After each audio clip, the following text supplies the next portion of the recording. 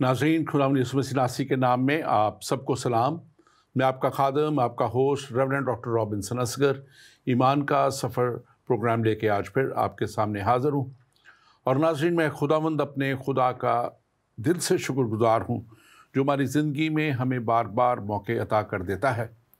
कि हम ज़िंदगी के सफ़र में ईमान की उन हदों तक पहुँचें जो हमें हमेशा की ज़िंदगी तक ले जाए। और यकीनन खुदावंद हमारा खुदा और उसका कलाम हमें यही बताता है, यही सिखाता है कि हम ईमान की उन हदों तक पहुँचें, हम उन सच्चाइयों तक पहुँचें जो बाइबल के वसीला से हम तक पहुँचा दी गई। और बाइबल यकीनन खुदा का कलाम वो मुस्तनद कलाम जो इंसान के लिए खुदा ने खुद फराहम कर दिया ताकि इंसान उन सच्चाइयों को देखे, उन सच्चाइयों पे चले और उन सच्चाइयों पर चलते हुए उस जगह तक पहुँचे जहाँ खुदावंद हमारा खुदा हमें ना सिर्फ देखना चाहता है बल्कि वो चाहता है कि हम जैसे यीशु मसीह ने फरमाया था कि तुम बहुत सा फल लो, हम बहुत से लोगों को भी वहाँ तक लेके जाने वाले हों। हमारा ईमान का सफ़र प्रोग्राम इसीलिए है कि हम आप तक ये सारी सच्चाइयाँ पहुँचाएँ और आपके वसीला से ये सच्चाइयाँ दूसरों तक पहुँचें ताकि खुदावंद का बड़ा जलाल दुनिया पर ज़ाहिर हो और खुदावंद हमेशा के लिए हर एक को उस जगह तक ले जाए जहाँ पे वो ले जाना चाहता है। आज के प्रोग्राम में हम अपने उसी सिलसिले को जो अंबिया और बुज़ुर्गों के ताल्लुक़ से है और हम बात कर रहे हैं, हमने पिछले प्रोग्राम में बात की मूसा जो एक बहुत बड़ा खुदा की हजूर में एक बहुत बड़ा खादम, एक बहुत बड़ा बुज़ुर्ग और एक बहुत बड़ा जो नबी खुदा का पैगंबर हम तक पहुंचा और हमने एक बहुत बड़ी कुदरत अपने खुदा के बंदा के वसीला से देखी। और हमने पिछले प्रोग्राम में देखा कि कैसे खुदा उससे रूबरू बातें करता था, खुदा उसको जो है अपना जलाल अता करता था और कैसे वो जब खुदा से बात करके आता था तो उसके चेहरे पे एक ऐसा बड़ा जलाल होता था कि लोग बनी इस्राएल उसे देख नहीं सकते थे, उसको चेहरे को वो बर्दाश्त नहीं कर पाते थे, वो नूर को बर्दाश्त नहीं कर पाते थे जो खुदा का नूर उसके चेहरे पे मुनक्कस हो जाता था। और हम आज इसी सिलसिले को आगे लेके चलेंगे, इसका दूसरा हिस्सा, और हम देखेंगे कि कैसे ये खुदा का बंदा जो है कैसा ज़बरदस्त ये एक लीडर भी था, कैसा ज़बरदस्त ये एक शफात करने वाला भी था अपनी कौम का, और कैसे ज़बरदस्त ये खुदा के कलाम को भी अपने लोगों तक पहुंचाने वाला था। और कैसे ये हमें नज़र आता है कि ये एक शबी इस सारे बनी इस्राएल के मुल्क मिस्र की ग़ुलामी में से निकलना और उनको वादा के मुल्क तक लेके जाना, और फिर कैसे गुनाह की ग़ुलामी से इंसान को रिहा करना और यीशु मसीह का इंसान को रिहा करके हमेशा की ज़िंदगी में लेके जाना। ये एक ऐसी बड़ी कड़ी है जो मैं इसको ईमान रखता हूँ कि हमारा कलाम हमें वहाँ तक चाहता है कि हम पहुँचें। और आज इस सिलसिले पे, आज इस प्रोग्राम में गुफ्तगू करने के लिए स्टूडियो में हमारे साथ मौजूद हैं डॉक्टर अख्तर अंजीली। डॉक्टर अख्तर अंजीली हमारे साथ बहुत से प्रोग्रामों में आ चुके और आते रहे हैं, आ रहे हैं, और खुदा के ये बड़े अच्छे खादम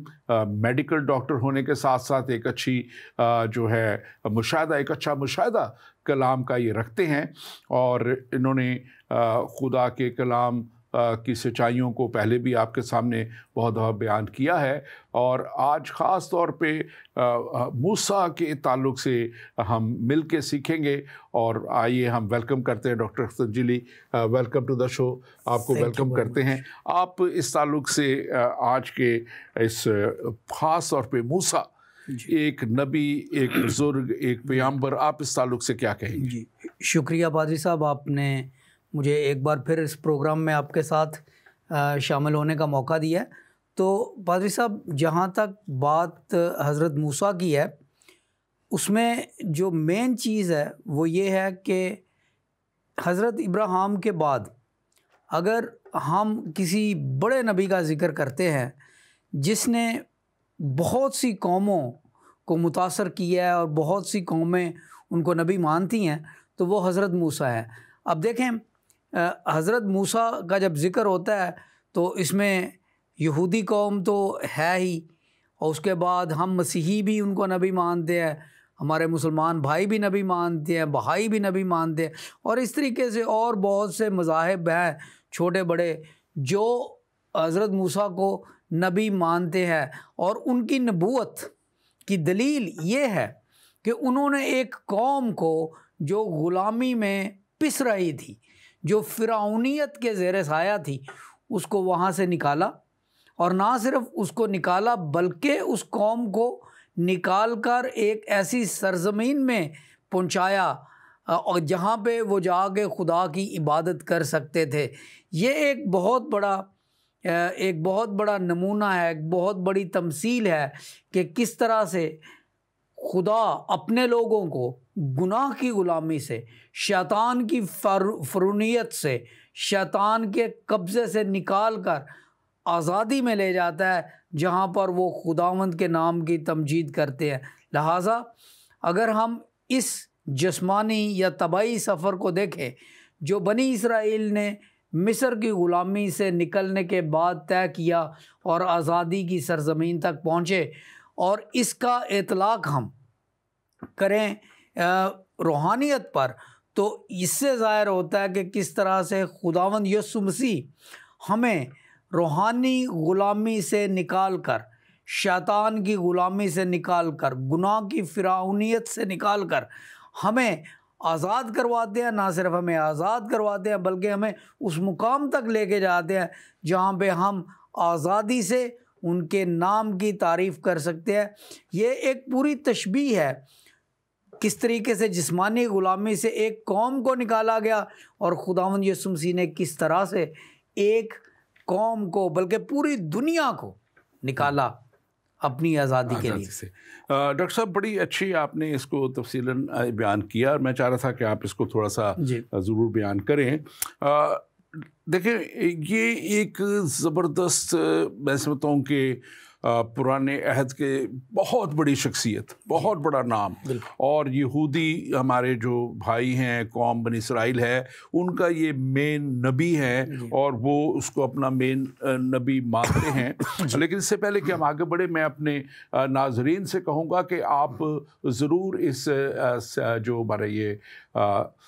پروگرام ہے اس کو شیئر کیجئے، جہاں جہاں بھی آپ دیکھ رہے ہیں۔ آپ فیس بک پہ دیکھ رہے ہیں، ہمارے فیس بک پیج پہ دیکھ رہے ہیں، آپ زندگی ٹی وی پہ دیکھ رہے ہیں، یوٹیوب پہ دیکھ رہے ہیں، جہاں بھی دیکھ رہے ہیں آپ اس کو ضرور شیئر کیجئے۔ ہمارے فیس بک اور زندگی ٹی وی پیج کو آپ لائک کیجئے، اور اس کے ساتھ ساتھ اگر آپ کا کوئی بھی سوال ہے تو آپ کی اسکرین پہ نمبر آئے گا +1 585 542 5900، تو اس نمبر کے اوپر آپ ہمیں میسج بھی کر سکتے ہیں اپنا سوال، آپ ہمیں کال بھی کر سکتے ہیں، اور آپ ہمیں اسکائپ کال بھی کر سکتے ہیں، جو زندگی T V Skype I D ہے اس کے اوپر آپ کال کر سکتے ہیں، اور ہم آپ کے سوال کا ضرور جواب دیں گے۔ ڈاکٹر انجیلی، ہم دیکھتے ہیں کہ ہم نے پچھلے پروگرام میں بہت خوبصورت گفتگو ہوئی، بات کی ان کی پرسنالٹی کے تعلق سے، کیسے خدا نے انہیں بڑا استعمال کیا، جیسے آپ نے ساری بتایا اس کو، اور کیسے ملک مصر کی غلامی سے وہ بنی اسرائیل قوم کو نکال کے لائے، اور کیسے یہ شخص جو ہے خدا نے ان کو اس لیڈرشپ تک، ایک بات آج خاص جو ہم دیکھیں گے کہ اس لیڈرشپ کے لیے خدا نے انہیں تیار کیا۔ اب جو موسیٰ 40 سال تک فرعون کے ہاں اس کے محلوں میں پڑے بڑے، اور مصری قوم میں رہ کے جب وہ پلے بڑے ہیں تو مصر کی بہت سی چیزیں ان کے اندر آ گئی تھی، اور فرعون کی بھی بہت سی فرعونیت بھی شاید ان کے اندر آ گئی ہو، لیکن خدا اسی شخص کو کہتا ہے کہ مجھے موسیٰ جیسا حلیم شخص کوئی نہیں روئے زمین پہ، لیکن یہ اس کی کنورژن جو ہے یہ وہاں سے نکل کے 40 سال جب خدا اسے چرواہے کے طور پہ بھیڑ بکریاں چراتے ہوئے جنگلوں میں، بیابانوں میں، رات کی تنہائیوں میں جب اس کو وہ لیڈ کرتا رہا، گائیڈ کرتا رہا، تو وہاں پہ اس کو خدا نے اس کے اندر سے وہ چیزیں نکالی۔ اور دوسری بڑی بات، یہ مصری قوم جو ہے یہ جانوروں سے بڑا نفرت کرتی تھی، اسی لیے باہر رکھتے تھے جانوروں کو شہروں سے، اور ان کے اندر سے خدا نے موسیٰ کے اندر سے بھی وہ بات ساری نکالنے کے لیے 40 سال ان کو ان جانوروں کے درمیان چرواہے کے طور پہ رکھا، اور وہاں سے یہ شخص تیار ہوتا ہے اور ایک بڑی قوم کو لیڈ کرنے کے لیے اسی موسیٰ کے سامنے فرعون کے سامنے موسیٰ جاتا ہے، جس سے آگے سے وہ بھاگ نکلا ہوا ہے، اور ایک لیڈر کے طور پہ خدا کا بندہ ہوتے ہوئے دلیری کے ساتھ کھڑا ہو کے بڑے بڑے معجزات کرتا ہے۔ اور ہم آج خاص طور پہ 2 اہم بڑے تاریخی واقعات ہیں جس کو ہم نے پچھلی دفعہ ایک ٹچ کیا تھا، لیکن اس کو بہتر طور پہ اور سمجھنے کی ضرورت ہے، اور وہ ہے عید فصح کا، پاس اوور کا۔ اور یہ پاس اوور وہ ہے جس رات مصری نکلے تھے ملک مصر سے۔ جب وہ نکلے تو خدا نے انہیں کہا کہ یہ مہینہ تمہارے لیے پہلا مہینہ ہو، تمہارے کیلنڈر کا پہلا مہینہ ہو، اور 10ویں تاریخ کو خدا نے کہا کہ تم ایک برہ ذبح کرو اور بے عیب برہ ہو، اور وہ بے عیب برہ ذبح کر کے اس کا خون جو ہے تم اپنے چوکھٹوں پہ لگانا، اور جو ہے چوکھٹوں پہ جب تم وہ خون لگاؤ گے تو تم دیکھو گے کہ میری قدرت کیسے کام کرے گی، اور میں سارے پلاٹوں کو مصر کے ماروں گا، اور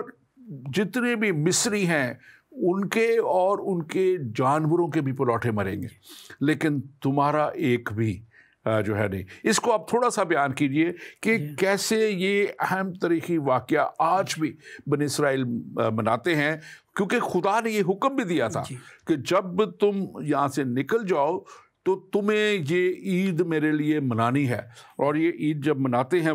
تو وہ یاد کرتے ہیں بنی اسرائیل کہ کیسے خدا نے انہیں بچایا اور غلامی سے نکالا اور لے کے آیا۔ آپ اس کو مختصر بیان کیجیے گا، بالکل پادری صاحب، خاص بات جو بھی آپ اس میں چاہتے ہیں۔ پادری صاحب، یہ واقعہ جس کا آپ ذکر کر رہے ہیں یہ بائبل مقدس خروج کی کتاب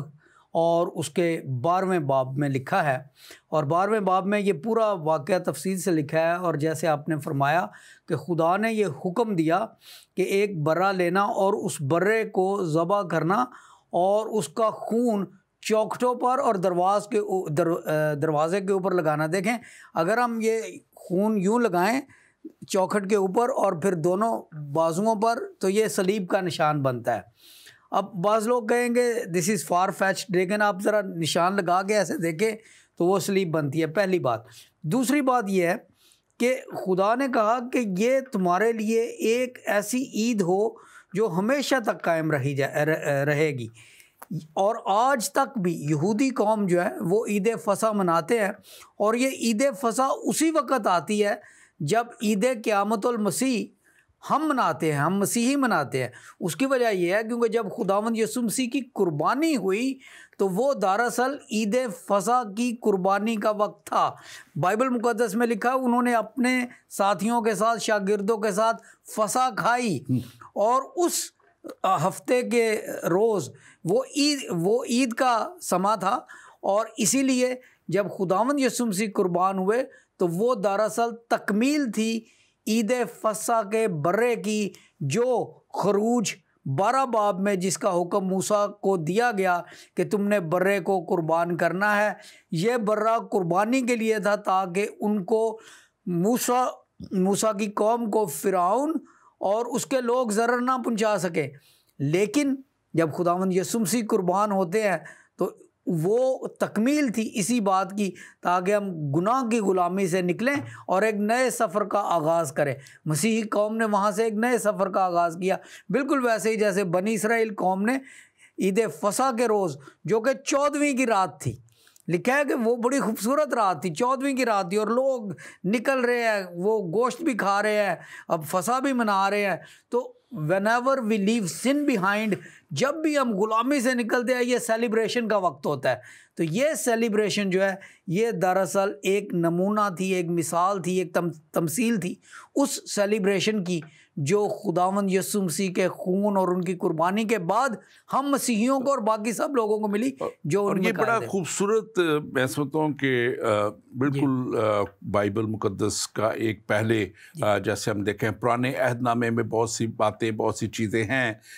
جو ہمیں پیش خیمہ نظر آتی ہیں آنے والے وقت کا، اور یہاں پہ ہمیں یہ خاص بات نظر آتی ہے کہ کیسے یہ انسیڈنٹ جو ہے، یہ واقعہ جو ہے وہ بالکل پیش خیمہ ہے کہ کیسے ایک بے عیب برہ جیسے آپ نے بیان کیا، ایسے یسوع مسیح ناصری جو ہے وہ دنیا کے لیے، ان کے گناہوں کے لیے، ان کی مخلصی کے لیے قربان کیا گیا۔ اور پھر دوسری بات کہ جو اس کے پیچھے چلتے ہیں شاید اس وقت کچھ وقت کے لیے مشکلیں کاٹتے ہیں، دکھ میں آتے ہیں، لیکن خدا انہیں ریوارڈ کرتا ہے۔ جیسے ان کو بھی ہم دیکھیں کہ یہ بڑا بنی اسرائیل نے دکھ اٹھایا، مصری قوم نے، مصری فرعون نے، بادشاہ نے ان پہ بڑا ظلم کیا اور ان کو بیگار ان سے لیتا رہا، لیکن جب یہ نکلے ہیں تو یہ بہت سارا مال لے کے نکلے ہیں۔ خدا نے کہا کہ ان سے ان کے زیور بھی لے لو، سونا چاندی بھی لے لو، اور ان کے مویشی بھی لے لو، سب کچھ لے لو۔ اور یہ ایک طرح کی خدا ان کو ری پیمنٹ کر رہا تھا۔ میں جیسے آج اس کو دیکھ رہا تھا تو میں دیکھ رہا تھا کہ وہ ان کے ساری جو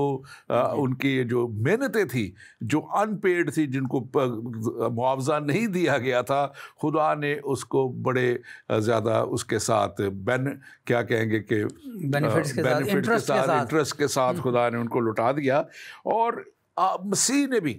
اپنی دلہن سے یہی وعدہ کیا ہوا ہے، کلیسیا سے یہی وعدہ کیا ہوا ہے کہ وہ ان کو ہمیشہ کی زندگی میں جلالی بدنوں کے ساتھ، یہ ایک بہت بڑا انسینٹیو ہے کہ وہ جلالی بدن جن پہ پھر کسی طرح کا ابلیس کا، تاریکی کی قوتوں کا، ناپاکی کی قوتوں کا کوئی اثر نہیں ہوگا۔ اور یہ مکاشفہ کی کتاب لکھا ہے کہ اور اس کی دلہن کو جو ہے مہین کتانی لباس اور جلالی بدن دیا گیا، اور میں سے یہ ہمیشہ کی زندگی اور پھر نیا یروشلم کا جو سارا وہ پکچر ہے، میں آج اس کو دیکھ رہا تھا کہ کیسے یہ کونسائڈ کرتا ہے واقعہ کہ یہ نکلے ہیں اور کیسے یہ۔ لیکن ایک بات ہے، ان جلالی بدنوں میں جب انسان چلا جائے گا وہ بڑبڑائے گا نہیں، جیسے یہ بنی اسرائیل قوم نکال لے تو گئے وہاں سے، لیکن یہ وانٹ، وہ کہتے ہیں کہ ان کے اندر بہت زیادہ خواہشیں تھیں کہ ہمیں یہ بھی ملے، وہ بھی ملے، اور بڑبڑاتے بھی رہے۔ اور ہم یہ دیکھتے ہیں کہ ایک اور بڑا کام جو کیا گیا وہ یہ تھا کہ جو موسیٰ تھے وہ یوسف کی ہڈیوں کو بھی لے کے گئے وہاں سے، اور وہ جیسے ان کو کہا گیا تھا کہ انہوں نے وہ نہیں چاہتے تھے کہ اس کی ہڈیاں بھی غلامی کے جگہ پہ رہیں۔ تو میں سمجھتا ہوں کہ آج انسان کے لیے بڑا موقع ہے کہ وہ بھی دیکھے کہ وہ گناہ کی غلامی سے نکل کے ہمیشہ کی زندگی میں آئے۔ آپ اس تعلق سے کیا کہیں گے؟ ڈاکٹر صاحب، سب سے پہلی بات تو میں جو یہ کہنا چاہتا ہوں کہ دیکھیں، آپ نے شروع میں فرمایا کہ جب بنی اسرائیل وہاں سے نکلے تو خدا نے ان سے کہا کہ مصریوں سے زیور لے لو، مصریوں سے مویشی لے لو، سونا چاندی لے لو، اور وہ سب کچھ لے لیا کیونکہ خدا انصاف کا خدا ہے۔ عبرانی لوگوں میں آج تک ایک نام چلتا ہے جس کا جو ہے دانیل۔ دانیل لفظ کا مطلب ہے خدا میرا منصف ہے، خدا میرا انصاف کرے گا۔ اب یہ 400 سال تک بنی اسرائیل کے اوپر فرعونوں کا ظلم ہوتا رہا، اور جب وہ چاند رات آئی جو بعد میں عید فصح بنی، تو اس چاند رات کو نکلنے کے لیے خدا نے اپنے لوگوں کو کہا کہ آج نہ صرف آزادی کی رات ہے، آج تمہارے لیے انصاف کی رات ہے۔ وہ جو تمام چیزیں تمہاری انہوں نے نہیں دی، تمہیں تمہاری اجرت نہیں دی، بیگار میں کام کراتے رہے، وہ ساری اجرت آج ان سے لے لو۔ اور حیرت کی بات یہ ہے کہ وہ لوگ اتنے ان لوگوں سے اس وقت ہیبت زدہ تھے کہ انہوں نے انہیں زیور دیا، مصریوں نے بنی اسرائیل کو زیور دیا، بنی اسرائیل کو مصریوں نے سونا چاندی اور جو کچھ بھی ان کے پاس دولت تھی وہ دی اور مواشی بھی دیے، اور یہ سب کچھ لے کر اس چاند رات کو، اس عید فصح والی رات کو وہاں سے نکلے۔ خدا انصاف کا خدا ہے، خدا انصاف کرنا جانتا ہے اور دلایا اس نے انصاف۔ بالکل بالکل۔ اور پھر ہم دیکھتے ہیں کہ کیسا وہ سمندر کا جو دوسرا بڑا واقعہ 2 ٹکڑے ہونا، اب وہ 2 ٹکڑے ہوتا ہے، اور وہ 2 ٹکڑے کیسے خدا کرتا ہے۔ پھر وہاں پہ بنی اسرائیل جو ہیں وہ کہتے ہیں کہ تو نے ہمیں کہا سامنے سمندر ہے، پیچھے فوجیں ہیں، لیکن خدا ان کو دکھانا چاہتا تھا کہ میں تمہیں کیسے ہر چیز پہ غالب اور غلبہ دلا سکتا ہوں، غلبہ دلاؤں گا۔ اور وہ اس کو 2 ٹکڑے جب سمندر کو خدا موسیٰ کو کہتا ہے تو اپنی لاٹھی بڑھا، اس سمندر کی طرف اپنی لاٹھی بڑھا دے، اور وہ لاٹھی میں سمجھتا ہوں کہ خدا نے اس کو ایک چرواہے کا جو عصا اس کا تھا، وہ ایک زبردست قسم کی اس کو وہ قدرت کے اس میں دی تھی، اور جیسے ہی وہ بڑھاتا ہے سمندر 2 ٹکڑے۔ اب اتنا بڑا سمندر، میلوں میل اور گہرائی، اونچائی، لمبائی اس کی جو ہے، اور 2 ٹکڑے ہو جانا یہ کوئی چھوٹی بات نہیں ہے۔ یہ بات اس چیز کو ظاہر کرتی ہے کہ ہماری زندگی میں بھی بہت بڑے بڑے مسائل اور بہت بڑی بڑی چیزیں آتی ہیں، آ سکتی ہیں، لیکن اگر ہمارا توکل، ہمارا بھروسہ ہمارے خداوند پہ ہے تو خدا ان کو بھی ہمارے لیے 2 ٹکڑے جیسے سمندر کو کر دیا۔ اور پھر اگر ابلیس اور شیطانی قوتیں ہمارا پیچھا کرتی ہیں تو جس طرح فرعون نے ان کا پیچھا کیا، خدا نے ان کو ہمیشہ کے لیے لکھا ہے کہ جب بنی اسرائیل گزر گئے تو وہ پانی پھر سے مل گیا، اور کیسے وہ جو ہے خدا نے ان کو جو ہے بالکل غرق کر دیا ان کا سب کچھ۔ اور یہی چیز ہمیں نظر آتی ہے جو ہے وہ کاشفہ میں، کہ کیسے ابلیس اور اس کے سارے کاموں کو جو ہے مٹایا جائے گا، ختم کیا جائے گا۔ اور وہ کیسے مکاشفہ میں ہم دیکھتے ہیں بک آف ریولیشن کے آخری حصے میں کہ ابلیس اور اس کی ساری جو قوتیں ہیں وہ آگ اور گندک کی جھیل میں ڈالی جائیں گی۔ یہاں پانی نے ان کو دبا لیا، وہاں آگ اور گندک کی جھیل میں وہ ڈالے جائیں گے۔ آپ اس کو کیسے دیکھتے ہیں؟ ڈاکٹر صاحب، میں سب سے پہلا مشاہدہ اس پہ یہ کرنا چاہتا ہوں کہ بائبل مقدس میں انبیاء کرام نے جب بھی کوئی معجزہ کیا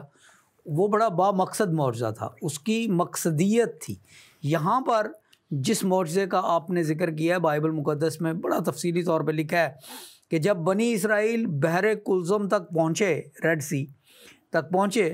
تو سامنے ڈھاٹے مارتا ہوا سمندر تھا، پیچھے جیسے آپ نے فرمایا فوج تھی۔ تو وہ پانی جب 2 نیم ہوتا ہے، سمندر جو ہے ریڈ سی جو ہے وہ دونوں طرف بٹ جاتا ہے، تو بنی اسرائیل کی تو یہ بات سمجھ میں آ گئی کہ ان کا خدا یہ ان کے لیے کر رہا ہے۔ اب دیکھیں مصریوں کی عقل پر کتنا پردہ پڑا ہوا ہے کہ وہ دیکھ رہے ہیں کہ یہ مافوق الفطرت واقعہ ہے، یہ مظہر فطری نہیں ہے، یہ مافوق الفطرت مظہر ہے، دس از اے سپر نیچرل فنومینا۔ ہم باز آئیں، اگر وہ لوگ چلے گئے ہیں بیچ میں سے تو ان کے خدا نے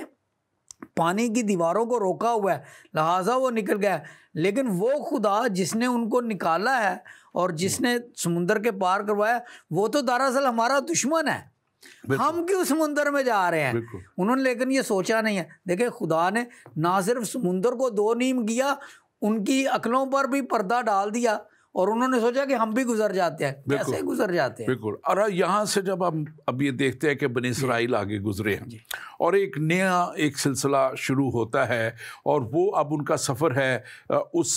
زمین کی طرف، اس سرزمین کی طرف، وعدے کی سرزمین کی طرف، پرومسڈ لینڈ، ملک کنعان کی طرف،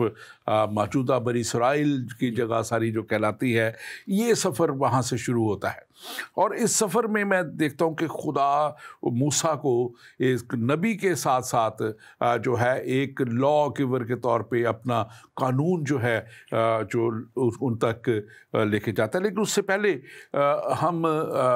آگے مزید بڑھیں، یہاں اسی جب یہ خدا شریعت دے رہا ہے ان کو موسیٰ کے وسیلہ سے، شریعت کیوں دے رہا ہے؟ کہ کیونکہ اس راستے میں انہوں نے پھر خدا اتنے بڑے بڑے خدا کے کام دیکھے ہیں، اور اتنا مطلب کہ یہ واقعات جو 10 بڑی بڑی آفتوں میں جو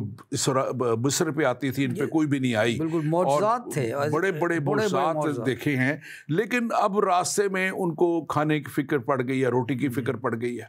اور راستے میں ان کو فکر پڑ گئی ہے کہ ہمیں تو وہاں پہ گوشت ملتا تھا, ہم تو آنا نہیں چاہتے تھے, ہمیں تو وہاں کے اب ہانڈیاں یاد آتی ہیں, گوشت یاد آتا ہے. تو وہاں پہ دیکھتے ہیں کہ خدا پھر ایک غصے میں بھی ہے, ناراض بھی ہے, لیکن وہ ان کو مہیا کرتا ہے اور آسمان سے جو ہے من ان کے لیے برساتا ہے, جو ایک بتاتے کہ نہایت ہی شیرین اور شہد جیسی چیز جس سے وہ اپنی روٹیاں بناتے, اور اس سے وہ بٹیر. وہ میں بڑا حیران ہوتا ہوں کہ کیسے لکھا ہے کہ خدا پوربی ہوائیں بھیجتا تھا اور کیسے وہ ڈاروں کی ڈاریں بٹیروں کی ان کے پاس لاتا تھا. آپ اس کو واقعہ کو بیان کریں, بڑا زبردست واقعہ ہے. جی, میں اس کے بارے میں پڑھ رہا تھا, بلکہ کافی دیر اس کا میں نے مطالعہ کیا, اور بعض لوگوں نے اس کو کہا کہ دراصل یہ جو اسپرنگ مائیگریشن ہوتی ہے برڈز کی افریقہ سے, اور باقاعدہ اگر آپ یوٹیوب یا نیشنل جیوگرافی کے چینل پہ جائیں تو بتاتے ہیں کس طریقے سے ہزاروں پرندے جو ہیں وہ ایک طرف آ رہے ہیں. لیکن یہاں پہ یہ چیز وہ نیچرل فینومینا یا اسپرنگ برڈ مائیگریشن نہیں تھی.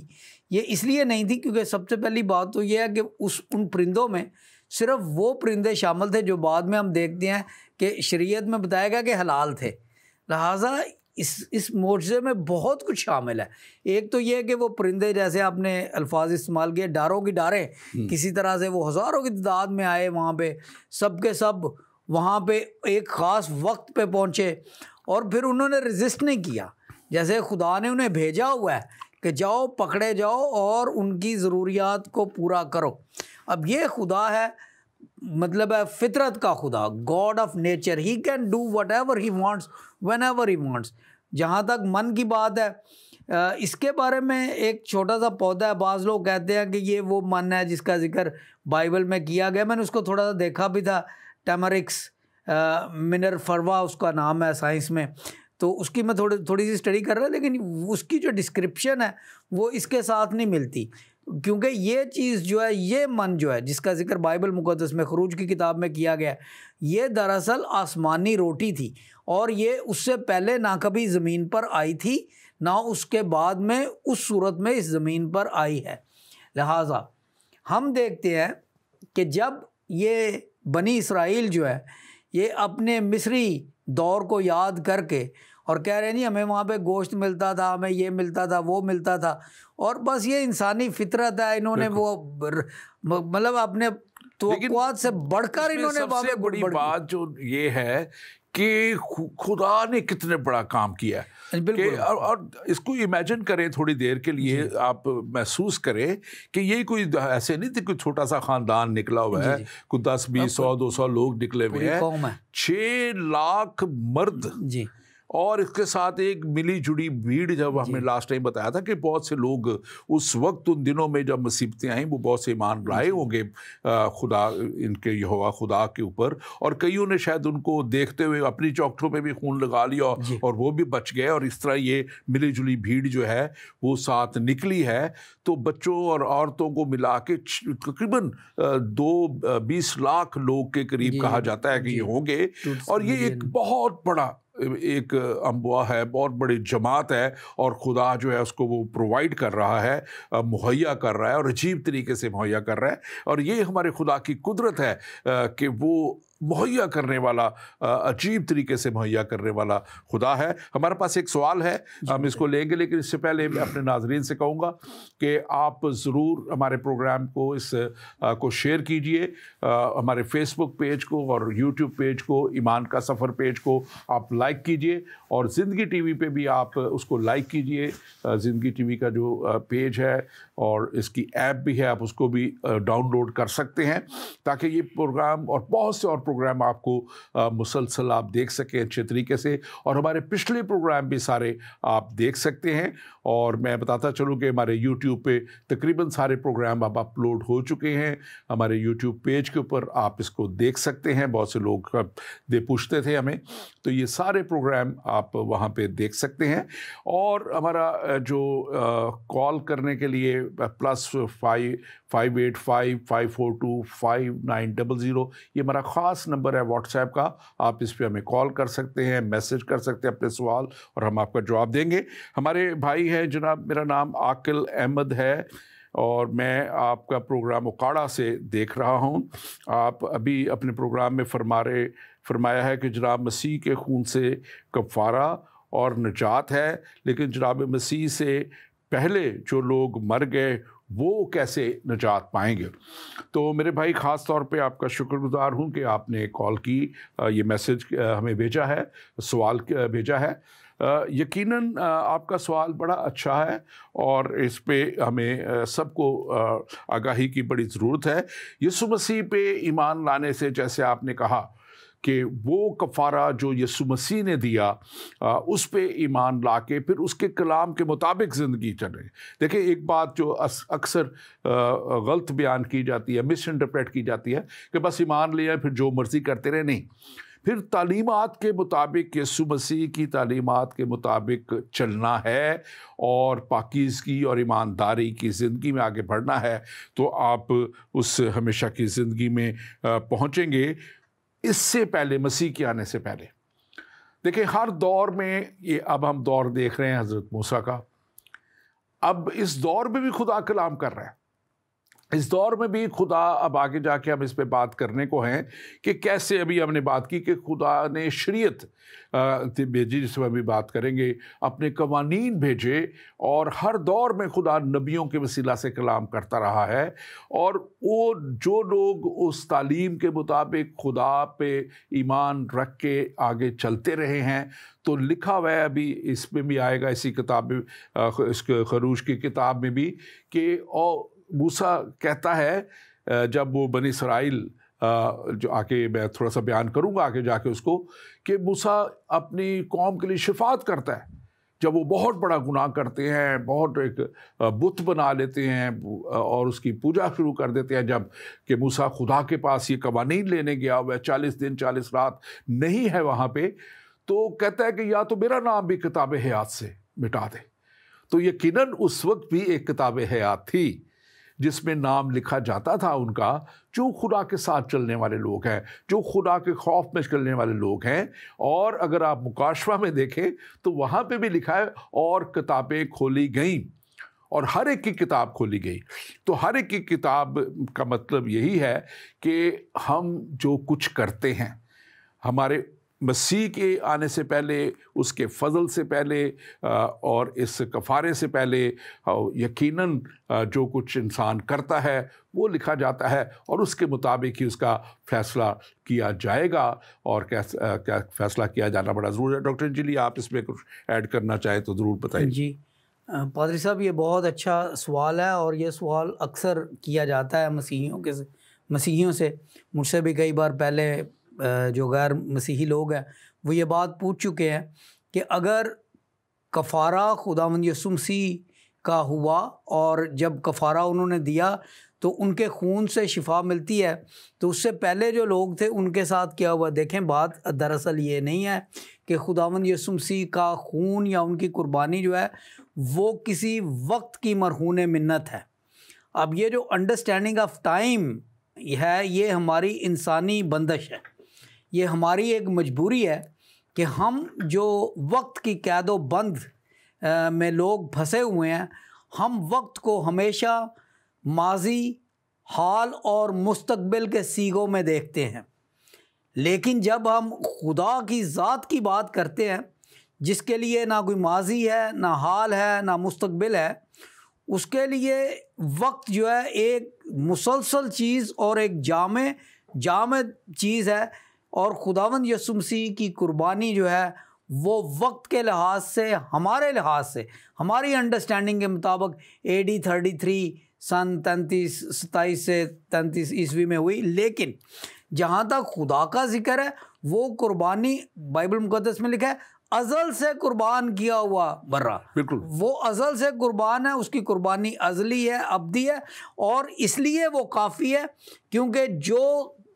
پہلے کسی نے قرض دینا تھا، جو بعد میں قرض دینا ہے اس کی پیمنٹ ہو گئی ہے۔ اور اس کے ساتھ ساتھ ایک بڑی خوبصورت بات اور بھی ہمیں کلام مقدس میں ملتی ہے کہ جب یسوع مسیح نے اپنی قربانی پیش کی ہے اور وہ موت اور قبر پہ فتح پا کے، لکھا ہے کہ وہ گئے اور قیدی روحوں میں جو اس وقت قید، ظاہر ہے وہ جگہ جو وہ کہلاتی ہے عالم ارواح جو ہے، ہیڈیز، میرا انگلش کا ورڈ مجھے آ رہا تھا، وہاں پہ پہلے وہ سب کو رکھا جاتا تھا۔ اور جو ہے لیکن یسوع مسیح کا وہاں جانا اور پھر قیدی روحوں میں بھی منادی کی گئی ہے وہاں پہ، کیونکہ ابھی وہ وہاں پہ یسوع مسیح ہی جا سکتے تھے اور کوئی نہیں جا سکتا وہاں پہ، اور انہوں کو پھر ایک لاسٹ موقع ان کو دیا گیا، اور لکھا ہے کہ وہ ان کو جو ایمان لائے اپنے ساتھ وہاں سے لے گئے، اور ان کو وہاں نہیں رکھا گیا جس میں اس وقت کے بہت سے ہمارے بزرگ اور انبیاء اور دوسرے بھی اسی جگہ پہ اس وقت جاتے تھے، لیکن اب ایماندار لوگ جو ہیں وہ ہمیشہ کی زندگی میں جاتے ہیں یسوع مسیح کے کفارے کے بعد۔ اور یہی اس وقت بھی منادی جب کی جیسے یہاں پہ بھی لکھا ہوا ہے کہ خدا نے اس وقت بھی کہا تھا کہ 7واں دن تمہارے لیے آرام کا دن ہو اور آرام کے ساتھ ساتھ خدا کی عبادت کا دن ہو، اور لوگ ان باتوں پہ نہیں پیروی کرتے، نہیں چلتے، اور آج بھی خاص طور پہ دنیا کا سسٹم اتنا بگڑ چکا ہوا ہے کہ وہ شفٹ ڈیوٹیز اور یہ ڈیوٹیز اور وہ ڈیوٹیز، اور خاص طور پہ ویکینڈ ڈیوٹیز پہ تو پیسے زیادہ دینے شروع کر دیے تاکہ خدا کا نام ہی نہ لیا جا سکے، اور دکاندار جو ہے دوسری چیزیں جو ہے بزنس والے وہ ساتھ ساتھ دن دکانیں کھولی رکھتے ہیں، اور وہ اس طرح اپنی برکت کو بھی اور اپنی ہمیشہ کی زندگی کو بھی کھو دیتے ہیں۔ لیکن خدا کا کلام بڑے واضح طور پہ ہمیں بتاتا ہے کہ ہمیں خدا کے ساتھ اس طور پہ جڑے رہنا ہے، اور میں سمجھتا ہوں کہ اس وقت جب حورب کے پہاڑ پر جیسے موسیٰ خدا سے ملنے لکھا جاتے تھے، اور وہاں پہ لکھا ہے کہ وہ بہت ہی ایک خدا سے قریب انکاؤنٹر ہوتا تھا، اور خدا اتنا اپنے لوگوں سے قریبی رابطہ رکھتا تھا، جیسے موسیٰ کے تعلق سے وہ ایک جب عمالیکی لکھا ہے کہ ان پر چڑھ آئے، اور جب عمالیکی ان پر چڑھ آئے تو وہ لکھا ہے کہ یشوع کو موسیٰ نے بھیجا کہ جا تم سے لڑ، اور یشوع کو تو ایز اے جنگجو لیڈر کے طور پہ اس نے بھیجا، لیکن ہارون کو اور جو ہے اس کے ساتھ جو ہے ہور کو وہ ساتھ لے کر گیا، اور وہ پہاڑ پر چلے گئے، اور لکھا کہ جب تک وہ ہاتھ اٹھائے رہے، اب یہ ہے خدا کے لوگوں کی قدرت، جب تک وہ ہاتھ اور اس کا عصا تھا اس کے ہاتھ میں وہ اٹھا رہتا تھا، بنی اسرائیل جیتتے رہتے تھے، وہ غالب رہتے تھے، اور جب وہ اس کے ہاتھ تھک جاتا تھا، نیچے ہوتے تھے، تو وہ عملیکی غالب، تو پھر دونوں نے کیا کیا کہ اس کے ہاتھ ایک ایک پکڑ کے اس کو اٹھائے رکھا اور اس کو پتھر دے دیا، اس کے اوپر وہ بیٹھ گئے تاکہ وہ بیٹھ جائے، اور بنی اسرائیل نے فتح حاصل کی۔ اسی طرح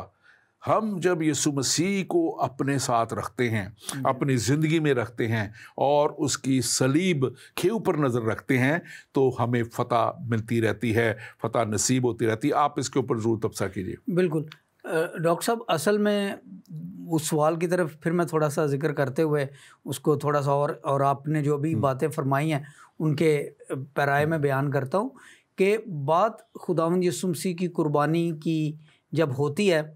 تو ہم اس کو ایک قربانی، ایسی قربانی سمجھتے ہیں جس کا اطلاق اس وقت سے لے کر آگے تک آتا ہے، جیسے ابھی ہمارے بھائی نے سوال کیا جو اس سے پہلے تھے ان کا کیا بنا۔ دراصل بات یہ ہے کہ آپ نے اگر قرض دینا ہو کسی کا، تو چاہے وہ چیک لکھنے سے پہلے کا قرض ہو یا بعد میں آپ نے سودا لینا ہو، اٹ کورز ایوری تھنگ۔ خداوند یسوع مسیح کی قربانی کو سمجھنے کے لیے ہمیں یہ بات سمجھنی پڑے گی کہ خداوند یسوع مسیح کی قربانی کسی ایک عمل کے لیے نہیں، وہ پوری نسل انسانیت کے لیے تھی، اور نسل انسانیت اس وقت سے گناہ گار ہے جب سے حضرت آدم اور اماں حوا نے گناہ کیا، لہٰذا یہ ضروری تھا کہ اس پورے گناہ کا کفارہ کیا جائے۔ لہٰذا ہم یہ نہیں ہے کہ کسی نے چوری کر لی ہے تو خداوند یسوع مسیح کا خون اس کے لیے کافی ہے، کسی نے زنا کر لیا تو اس کے لیے کافی ہے، وہ ٹھیک ہے اپنی جگہ پہ بات، لیکن اس کی جو ہماگیریت ہے، اس کی جو یونیورسیلٹی ہے خداوند یسوع مسیح کے خون کی، ہم اس کو سمجھنا چاہتے ہیں، کیونکہ جب وہ برے قربان ہوئے تھے فسح کے لیے خروج 12 باب میں، تو وہ اس لیے نہیں تھے کہ آپ نے جو چوتھے دن کام کیا تھا اس کے لیے نہیں، وہ پوری قوم نکل گئی اور وہ اس کے ساتھ جو فرعون کے ساتھ تعلق تھا وہ ختم ہو گیا، گناہ ختم ہو گیا۔ انٹرسٹنگ سوال آیا ہے ہمارے پاس، اور ہمارے سے پوچھا گیا ہے کہ موسیٰ کی شریعت اور طالبان کی شریعت جو ہے اس میں کیا فرق ہے؟ تو یہ بڑا انٹرسٹنگ ہے سوال، اور میں سمجھتا ہوں کہ اس کو سمجھنا اور جاننا بڑا ضروری ہے۔ موسیٰ کو دیکھیں، جو یہ شریعت جس کا اصل میں ہم نے ذکر کرنا تھا وہ پوری طور پہ ہم کر نہیں پائے، اس کو میں تھوڑا سا بیان کر دیتا ہوں۔ موسیٰ کو جب خدا نے شریعت دی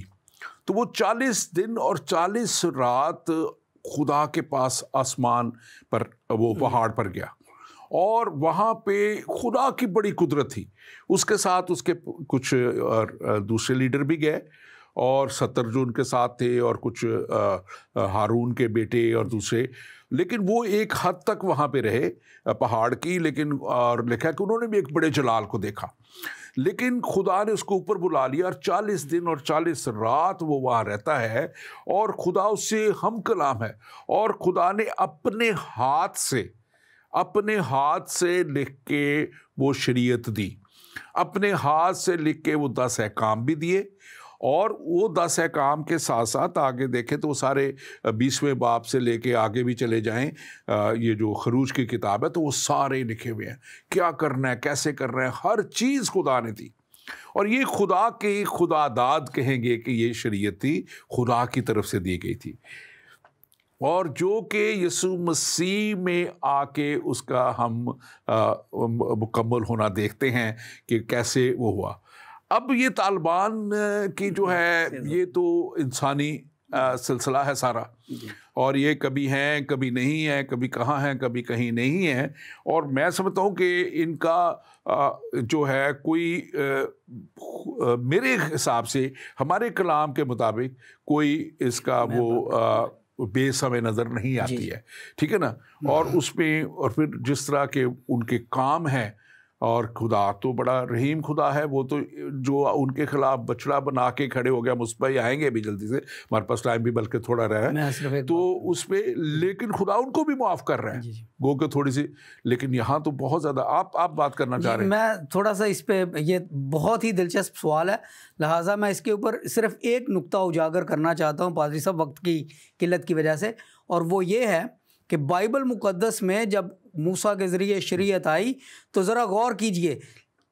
لکھا ہے کہ تو خون نہ کرنا، تو زنا نہ کرنا، تو چوری نہ کرنا، یہ خدا کا اور انسان کا آپس میں رشتہ ہے۔ خدا کہہ رہا ہے کہ تو نہ کرنا، خدا نے یہ نہیں کہا بائبل میں کہیں کہ تو کسی کو چوری نہ کرنے دینا، یا جو چوری کرے تو اس کا سر کاٹنا۔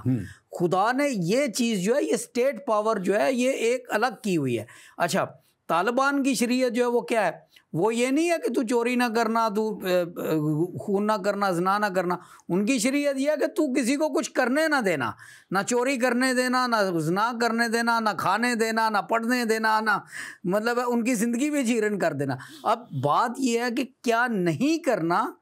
اس کی تعویلیں بہت زیادہ ہیں۔ بائبل مقدس میں جو موسیٰ کے ذریعے شریعت آئی وہ اسٹیٹ کو قائم کرنے کے لیے تھی، انسانیت میں بہتری بنانے کے لیے تھی، تاکہ سوسائٹی جو ہے، معاشرہ ہے، وہ قائم رہے،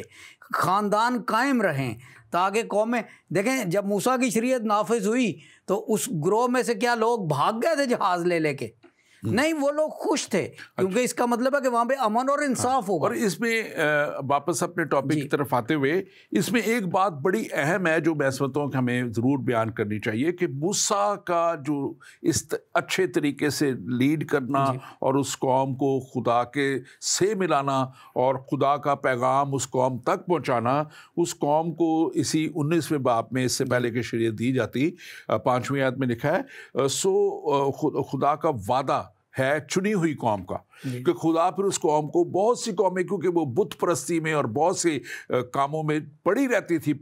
تھی اور نکلتی نہیں تھی بلکہ خدا کے خلاف چلتی تھی، یہ قوم تھی جو خدا کی بات سنتی تھی. اور موسیٰ جب ان کو پہنچاتا تھا تو وہ بے شک کہ وہ بڑبڑائے بھی سب کچھ، لیکن وہ بات مانتے بھی تھے، خدا سے ڈرتے بھی تھے. تو یہاں پہ لکھا ہوا ہے 5ویں آیت میں، اب اگر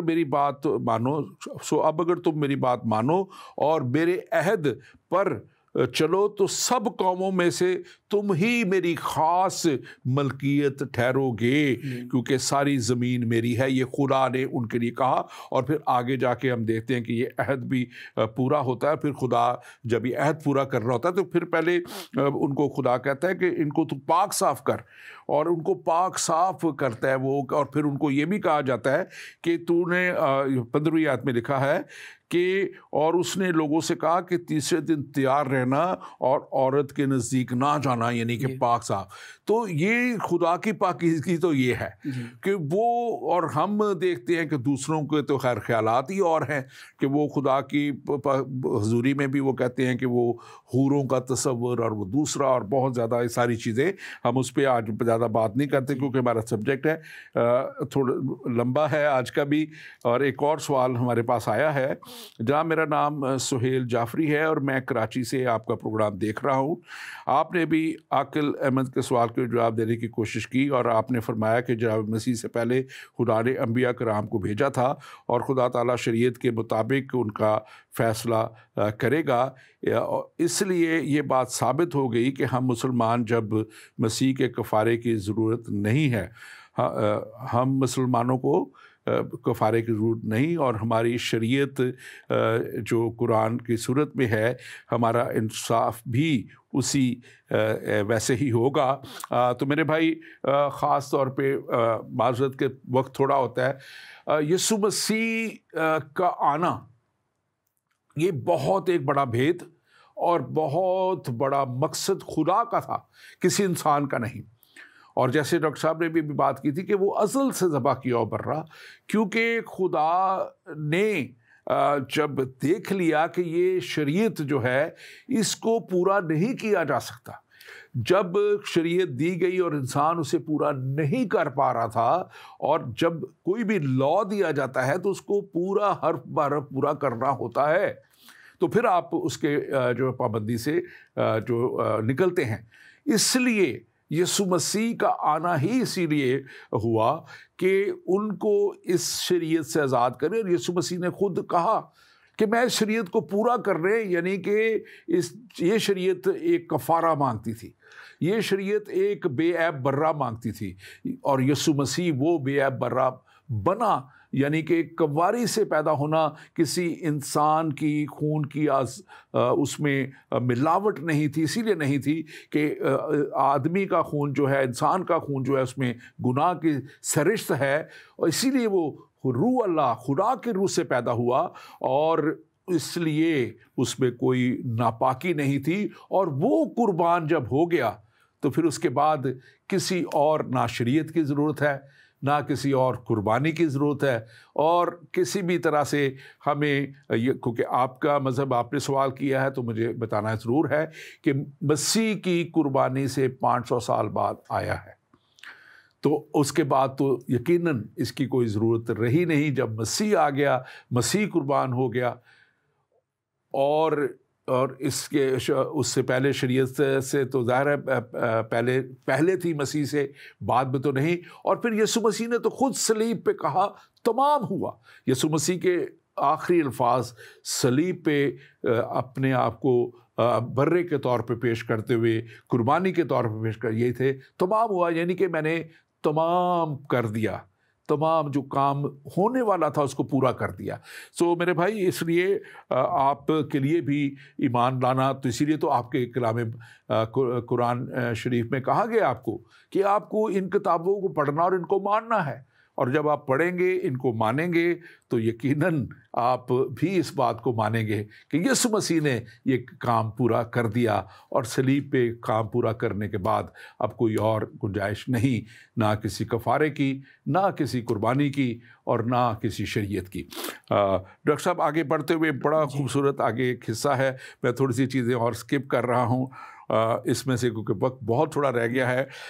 موسیٰ جو ہے ایک شفاعت، بڑا زبردست شفاعت کرنے والا،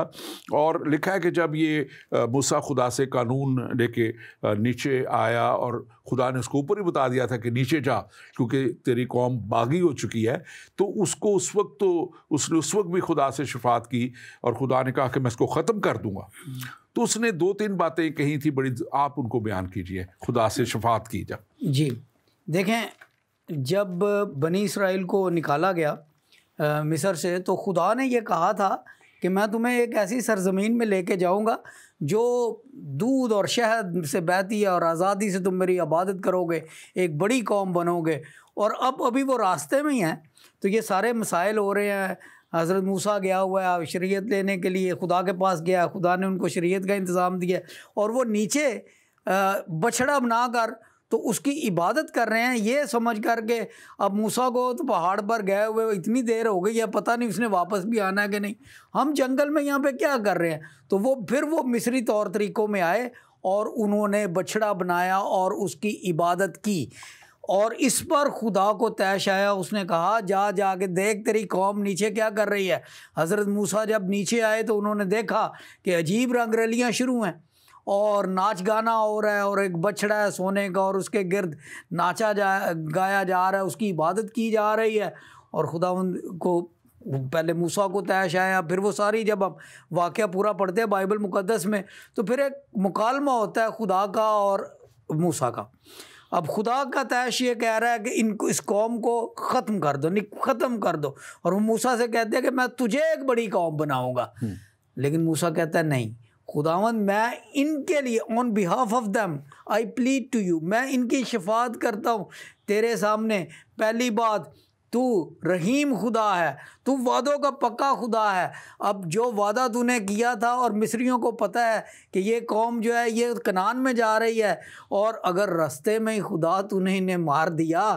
چلو میری تو قوم بن گئی، لیکن بات یہ ہے کہ لوگ تیرے بارے کیا کہیں گے۔ ایسے جیسے خدا کے ساتھ وہ خدا کو اپنے نام کے اس کی رحم کی غیرت دلا رہا ہے، خدایا ایسے سیکنڈلی اس کے ساتھ ایک اور بڑا خوبصورت بات کی اس نے کہا کہ میرا نام بھی پھر نکال دے۔ نہیں، اس سے پہلے وہ کہتا ہے کہ تو نے ابراہیم سے بھی وعدہ کیا ہے، تو نے اسحاق سے بھی وعدہ کیا ہے، تو نے یعقوب سے بھی یہ وعدہ کیا ہے، وعدوں کا بھی ذکر ہوتا ہے۔ اپنی قسم یاد کر، وہ خدا کو یاد کرا رہا ہے کہ اپنی قسم یاد کر۔ اور لکھا ہے پھر خدا نے اس برائی کو جو ہے، وہ جو برائی مینس کہ جو خدا ان پہ مصیبت لانا چاہ رہا تھا، اس کے لیے لکھا ہے کہ خدا نے اس برائی کا خیال چھوڑ دیا۔ لیکن وہ جو آپ نے قصہ بیان کیا کہ جب وہ واپس آیا اس مکالمے کے بعد، اب وہ بخشش تو کروایا ہے، لیکن اس طرح اس کو پتا تھا کہ ان کو ضرور کچھ سزا تو ضرور ملنی ہے، کچھ نہ کچھ۔ لیکن واپس آ کے جب وہ دیکھتا ہے کہ بھئی اتنا کچھ جو آپ نے بیان کیا کہ کیسے وہ جشن منا رہے بچڑے کے یہ وہ، تو وہ بہت زیادہ غصے میں طیش میں آتا ہے، اور وہاں پہ لکھا ہے کہ اسی طیش میں وہ خدا کے لکھے ہوئے احکام کو جو خدا کے ہاتھ کے تھے وہ توڑ دیتا ہے ان تختیوں کو، اور وہاں پہ خدا بھی ناراض ہوتا ہے کہ بھئی یہ میرے جو ہے کر، لیکن وہ پہلی 3 باتیں کرتا ہے۔ ایک تو اس قوم کو وہ جو سختی سے جو ان کی تنبیہ کرتا ہے، پھر وہ ہارون کاہن کی تنبیہ کرتا ہے کہ بھئی تو کس لیے، تو کہتا ہے یہ تو مجھے مارنے کو آ گئے تھے، یہ تو ختم کرنا چاہتے تھے مجھے۔ اور تیسری وہ پھر خدا سے جو ہے جو خاص طور پہ جو ہے اس بت کو نہیں، تیسری بات اس بت کو توڑ کے لکھا ہے کہ پسوا کے اور اس میں آگ میں ڈال، اس کو سونے کو بھی آگ میں ڈال دیتا ہے تاکہ ختم ہو جائے، ہمیشہ کے لیے ختم ہو جائے۔ لیکن میں اس کے ساتھ ساتھ پھر وہ خدا کے پاس پھر سے جاتا ہے، اور پھر خدا کے پاس جا کے وہ خدا کو کہتا ہے، اور وہ لکھا ہے 31ویں آیت میں، اور موسیٰ خداوند کے پاس لوٹ کر گیا اور کہنے لگا، ہائے ان لوگوں نے بڑا گناہ کیا کہ اپنے لیے سونے کا دیوتا بنایا، اب اگر تو ان کا گناہ معاف کر دے تو خیر، ورنہ میرا نام کتاب حیات میں سے جو تو نے لکھی ہے مٹا دے۔ یہ تو یعنی کہ اتنی بڑی وہ سیکریفائس کے ساتھ ساتھ اس کی انٹرسیشن بھی ہے, اس کی سیکریفائس بھی کہتی ہے, اور یہ میں سمجھتا ہوں کہ بڑا ہی ایک زبردست لیڈر کے ساتھ ساتھ ایک سیکریفیشل اور ایک شفاعت کرنے والا. آپ اس کے تعلق سے ضرور بیان کیجئے. بالکل ڈاکٹر صاحب, آج کل لیڈرشپ کے بڑے کورسز ہوتے ہیں, ماسٹرز ہوتی ہیں, ڈاکٹریٹس ہوتی ہیں, لیڈرشپ سیکھو, لیڈرشپ میں ڈپلومہ کر لو وغیرہ وغیرہ. میں کبھی کبھی سوچتا ہوں بائبل مقدس کا مطالعہ کرنے سے اگر انسان خدا کے چنے ہوئے لیڈروں کو پڑھ لے اور ان کے یہ چیزیں سمجھ لے تو کسی ڈپلومے کی ضرورت نہیں. دیکھیں سب سے پہلی بات یہ ہے کہ حضرت موسیٰ کے بارے میں آپ دیکھیں, وہ لیڈر نہیں بننا چاہتا تھا, خدا نے اسے لیڈر بنایا. ایک ہمارے لوگ جو ہے وہ آگے آگے کہتے ہیں جی منو لیڈر بناؤ, مجھے لیڈر بناؤ, مجھے. خدا نے جب اسے چنا تو وہ کہتا ہے میں لیڈر بننے کے قابل نہیں ہوں, میں بھیڑ بکریاں چلانے والا ہوں. دوسری بات یہ ہے ہمارے لوگ بڑا اپنے آپ کو آگے کر کے کہتے ہیں جی مجھے بولنے دو, وہ جی میرا آواز رکھو میں. اور اس نے خدا کو کہا خداوند میں تو بول بھی نہیں سکتا. لہٰذا کہنے کا مطلب یہ ہے کہ یہ دو لیڈرشپ کی بڑی کوالٹیز ہیں. حلیمی, میں لیڈرشپ کا قائل نہیں, میں قابل نہیں ہوں, میں بولنے کے لائق نہیں ہوں. تیسری بات آئیڈینٹیفیکیشن ود یور پیپل. وہ لیڈر ہی کیا جو مصیبت کے وقت اپنے لوگوں کو, اپنے پیروکاروں کو چھوڑ کر چلا جائے. لیڈر وہ ہے جو اپنے لوگوں کے ساتھ کھڑا رہے اور اپنے لوگوں کے ساتھ مرنے تک تیار ہو. بالکل. خداوند یسوع نے بھی یہی کیا. اس کا صلہ خدا کی طرف سے کیا تھا؟ خروج 33 باب اسی میں لکھا ہوا ہے 11ویں آیت میں, اور جیسے کوئی اپنے دوست سے بات کرتا ہے ویسے ہی خداوند روبرو ہو کر موسیٰ سے باتیں کرتا تھا. Thank you very much doctor Anjali. بہت سی چیزیں اور کہنے والی تھی. ایک بہت بڑا ایک اور مکاشفہ اور بہت بڑی ایک بات یہاں پہ رہ گئی ہے, میں اس کو بھی ضرور کہتا چلوں, لیکن تھینک یو ویری مچ. اور ناظرین ایک بات خاص طور پہ, کیونکہ وقت تھوڑا ہے ہم اس کو ڈسکشن میں نہیں جا سکتے, ایک کام اور بنی اسرائیل نے جب بہت بڑا ایک اور گناہ کیا, جب وہ جا رہے تھے اور اس جنگل میں سے جاتے ہوئے دشت میں تھے, تو انہوں نے جو ہے خدا کے خلاف جب بہت زیادہ بہت زہر اگلنے والی باتیں کی, تو خدا نے پھر ان کو جو ہے ان کے اوپر ایک وبا بھیجی. اور جب وہ بہت وبا سے بہت سے لوگ مر گئے تو پھر موسیٰ نے خدا کے حضور میں شفاعت کی, اور خدا نے کہا کہ ایک بلی کے اوپر, ایک لکڑی کے اوپر ایک سانپ پیتل کا بنا کے لگا دے, اور جو کوئی اس سانپ کو دیکھے گا وہ شفا پائے گا. اور لکھا ہے کلام مقدس میں کہ وہ جیسے جو کوئی دیکھتا تھا وہ شفا پاتا تھا. اور اگر ہم یوحنا کی انجیل اس کے 3 باب اور اس کی اگر ہم 14ویں آیت دیکھیں تو وہاں پہ لکھا ہوا ہے کلام مقدس میں, میں آپ کے لیے پڑھ دیتا ہوں. اور یہاں پہ لکھا ہوا ہے 14ویں آیت میں, یہاں پہ لکھا ہے اور جس طرح موسیٰ نے سانپ کو بیابان میں اونچے پر چڑھایا, اسی طرح ضرور ہے کہ ابن آدم بھی اونچے پہ چڑھایا جائے, تاکہ جو کوئی ایمان لائے اس میں ہمیشہ کی زندگی پائے. اب آپ جان چکے, سمجھ چکے کہ ہمیشہ کی زندگی کیسے یسوع مسیح کے وسیلے سے ملتی ہے. موسیٰ کے وقت میں خدا نے کہا تھا کہ بلی کے اوپر ایک سانپ لگا اور جو کچھ دیکھے گا, اور آج یسوع مسیح کے کفارے کو اوپر جو کوئی نظر کرتا ہے, جو کوئی یسوع مسیح کو دیکھتا ہے کہ یہ میرے گناہوں کی خاطر, میرے ساری غلطیوں کی خاطر, خطاؤں کی خاطر یہ صلیب پہ قربان ہو چکا, اور اب مجھے کسی اور قربانی کی ضرورت نہیں, اور یسوع مسیح کی قربانی پہ ایمان لے کے لا کر اس صلیب پہ نظر کرتا ہے,